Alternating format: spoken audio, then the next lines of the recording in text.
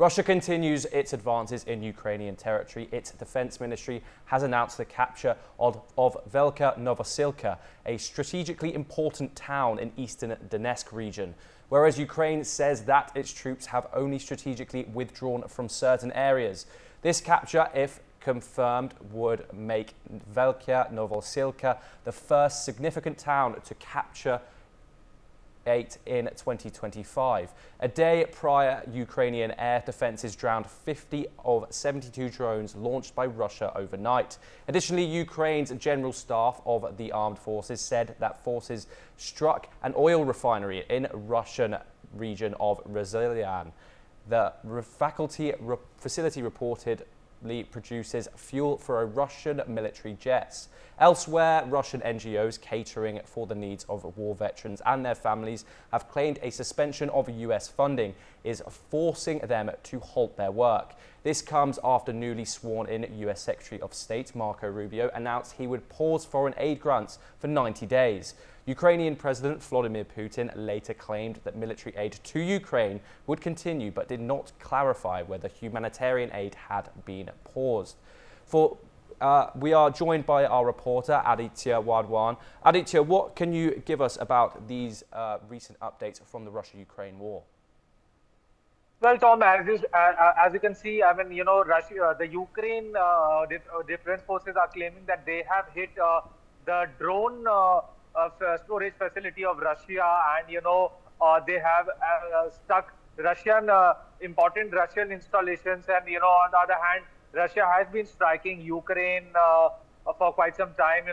What has happened recently since the new incoming Trump administration has taken the charge of the United States of America, the Secretary of State Marco Rubio has halted the foreign assistance, foreign aid that was being given to Ukraine as part of its 90-day halt of its foreign aid. It is considered as a setback to Ukraine's growing military prowess against Russia to defend itself.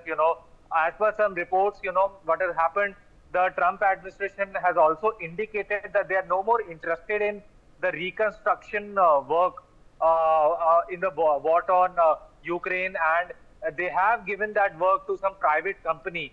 So we see the entire situation, it is not looking very good for Ukraine, because it was actually dependent upon upon the missile system and its defensive procurement on the United States of America, and halting this foreign assistance for another 90 days is considered to be a setback for Russia. Meanwhile, Vladimir Putin has praised Donald Trump for not, providing financial aid to Ukraine, and this needs to be seen as to how this entire scenario in the Russia-Ukraine war proceeds from here. Yes, Tom, back to you in the studio.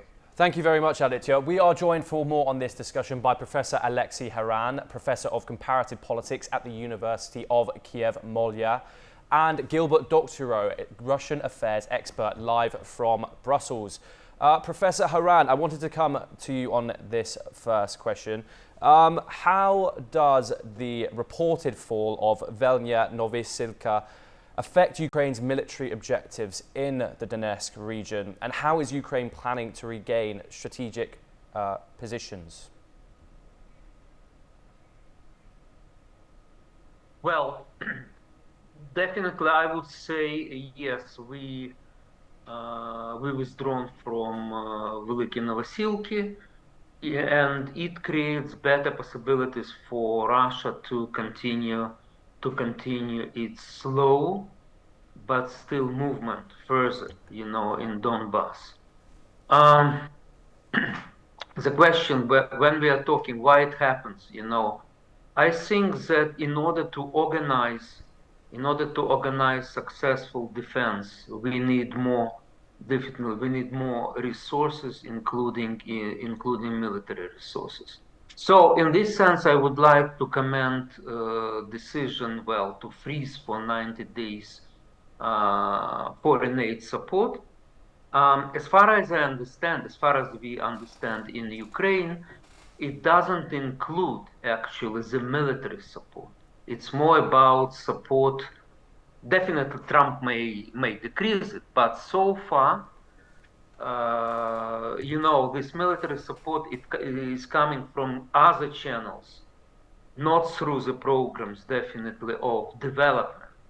What is true is that the United States, yes, they stopped USAID, they stopped development programs in Ukraine for 90 days. And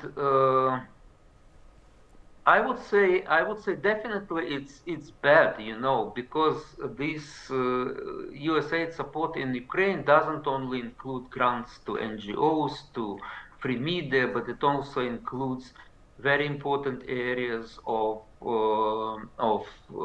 energy, of medicine, social sphere, which is really important in times of war. It's a bit surprising for us. Well, two countries are excluded from this freezing for 90 days. These are Egypt and Israel, which we may also understand why. But Ukraine is at war. It's not like other countries. It's under attack. So definitely we think it's not very just, to stop development programs for Ukraine. By the way, these are closed information, but it was discussed in press that American diplomats in State Department, they actually made a statement, closed statement to Rubio and others that that support to Ukraine should be continued. Gilbert Doctorow, I wanted to get your response of that, and I want to ask, how does the capture of Velyka Novosilka align with Russia's broader military strategy in eastern Ukraine? Well, I'm glad you gave me that question because it touches directly on the meaning of the capture of that city. When my fellow panelist says that his country needs further military assistance. The military assistance material coming in from the West is useless to Ukraine if it cannot be brought to the front lines. And the capture of Velyka Novosilka, that is precisely the part of the strategy that the Russians are implementing very successfully now. This city was one of the main logistics hubs. The next city, and still greater target for Russian efforts, is Pokrovsk. And there you have the nexus, the rail lines, the truck lines, roads, which are supplying the front. If the front cannot receive supplies, then it's pointless to speak about anything else. It's wonderful that you and are informing your viewers about the losses that the Ukrainians are experiencing on the battlefield, but you are not alone. The fact is that mainstream in the West, the Financial Times, the New York Times, other major newspapers across Europe are daily reporting, reporting the serious reverses, the serious losses of manpower and of Western supplied equipment of the Ukrainians on the battlefield along the 1,200-kilometer long line of demarcation or separation of the forces. This is common knowledge. I salute Mr. Trump for, in his first week in office, by decree ending U.S. government censorship. However, if nobody is reading or listening to the news that is available in mainstream, then what's the point of it all? The most important person not reading the news is Mr. Trump himself. He has been, in the last week, issuing utterly ignorant and foolish statements about the state of the condition of the war, that supposedly the Russians and the Ukrainians are in a stalemate and their lives are being lost for no purpose. Mr. Trump, open the newspaper and you will see it is not a stalemate. Listen to this radio station and you will our television station and you will know it is not a stalemate. The Russians are about to have a conclusive victory over the Ukrainian forces, and why on earth would they agree to do a pause, which is what you think you are going to negotiate with Mr. Putin? You will not. Professor Haran, can I please get your response to that, please? And then I want to talk about the successful interception of 50 out of 72 Russian drones, and how significant is this achievement for Ukraine? Well, you know, we have attacks from Russia almost every day. Actually, the photos which you see behind me is my vicinity, where I live. So that's what we have, cruel Russian bombardments of civilian cities and civilian objects. So, look, we intercept a lot of drones, but unfortunately not all. And that's why we need defense system to close our skies. Look, I am really appalled. It seems to me that Mr. Doctorow, he is happy, about he would welcome Russian victory, the aggressor's victory. I don't understand why. And actually, when we are talking, that Russia is successful, Russia is winning the war, and so on and so forth. Let me remind you that Putin wanted to seize Kiev. And I'm really sorry, we seem to have lost you, but we have also run out of time. We will now move to more news from across the world.